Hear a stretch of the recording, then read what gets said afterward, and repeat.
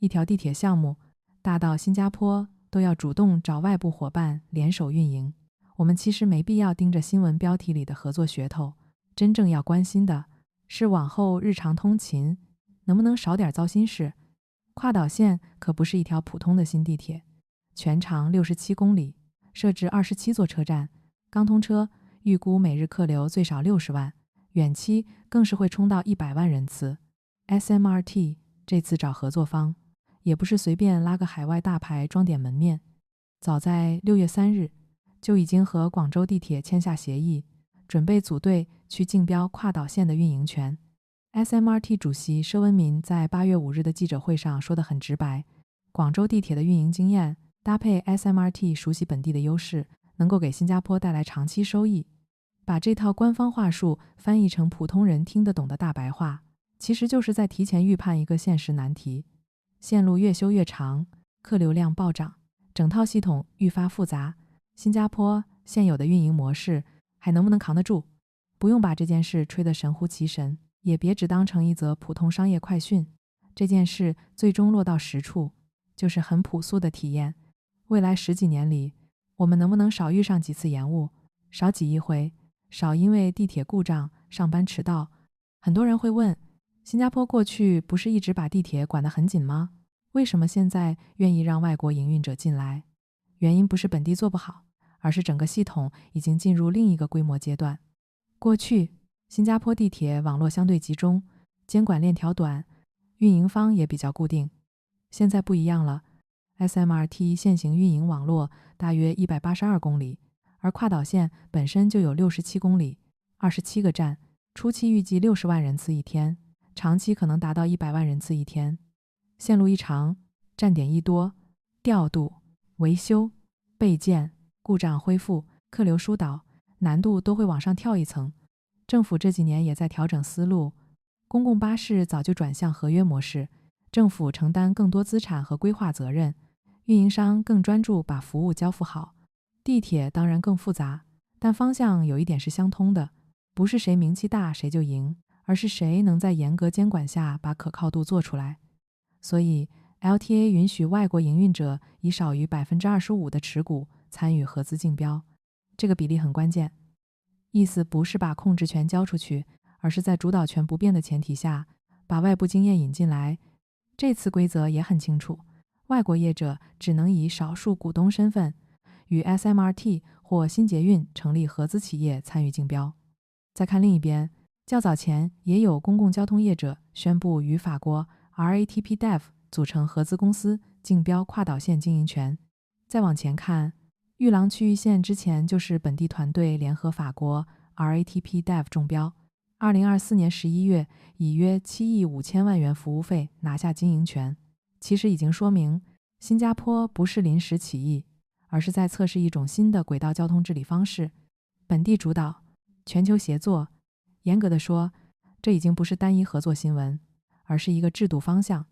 先厘清一个误区，广州地铁的价值不在于它是外来团队，也不在于地域标签，而是它处理过新加坡未来将要面对的超大规模运营场景。SMRT 主席佘文民在发布会提到，广州地铁的路网规模差不多是新加坡地铁的3倍，日均客流900多万，工程和运营稳定性口碑很强，运营里程超过700公里。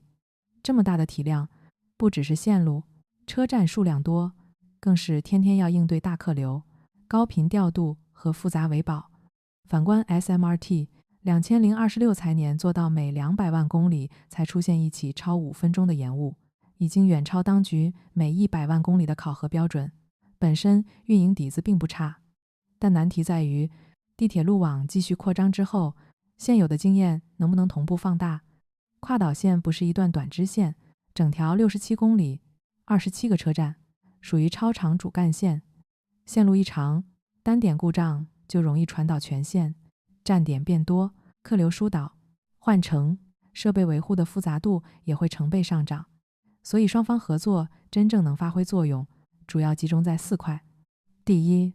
高密度路网的调度经验，重点是高峰时段压制住运行波动。第二，标准化维保体系，做好预判式维护，备件统筹，不等设备坏了再抢修。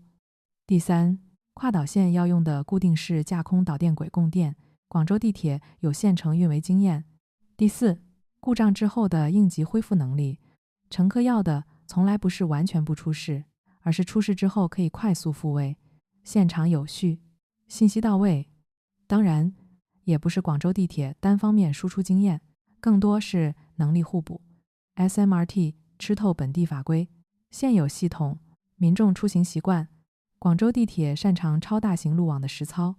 双方还会在璧山车厂共建轨道交通创新联合实验室，用数据手段进一步提升运营表现。合作如果落地见效，普通乘客未必会感觉速度变快，但能感受到运行更稳，连锁故障变少，出状况之后处理更有序。对于天天赶通勤的普通人，这比什么宣传都来得实在。只盯着谁拿下跨岛线经营权，就把这事看浅了。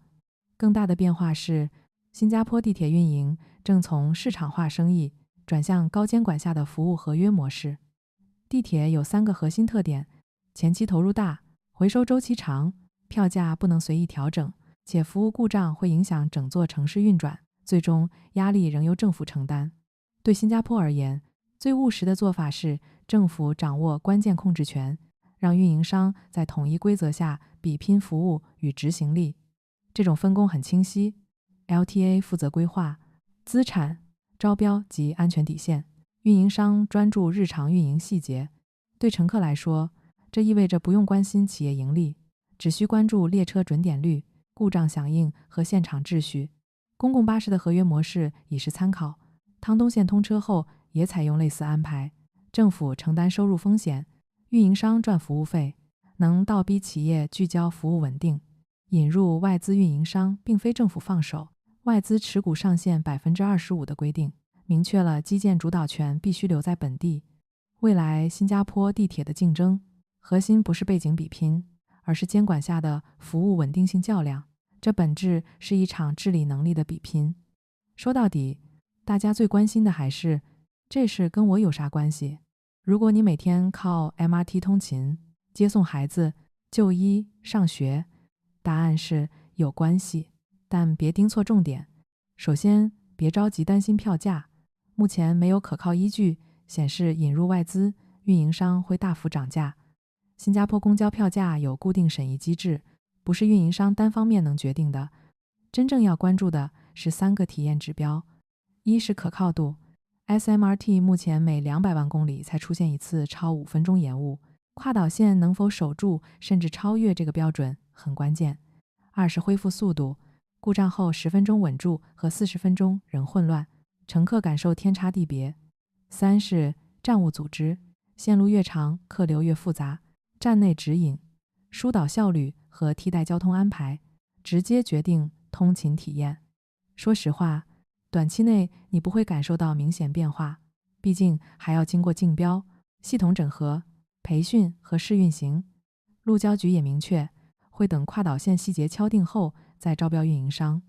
但这种提前整合全球经验、完善监管框架的做法，本质是提前规避通勤风险。对普通家庭来说，这种务实准备比口头承诺更靠谱。所以，这条新闻最值得记住的，不是广州地铁来了这么简单，而是新加坡正在用一种更务实的方法处理未来的交通压力。该开放的地方开放，把经验引进来；该守住的地方守住，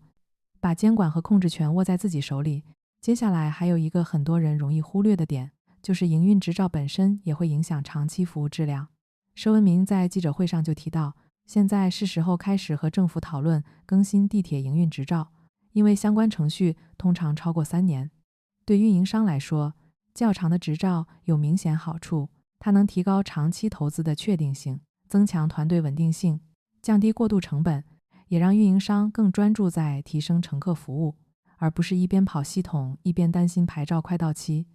至于未来环线、南北线、东西线和5级班让轻轨会不会进一步改用更接近发包的经营模式，现在还没有定论，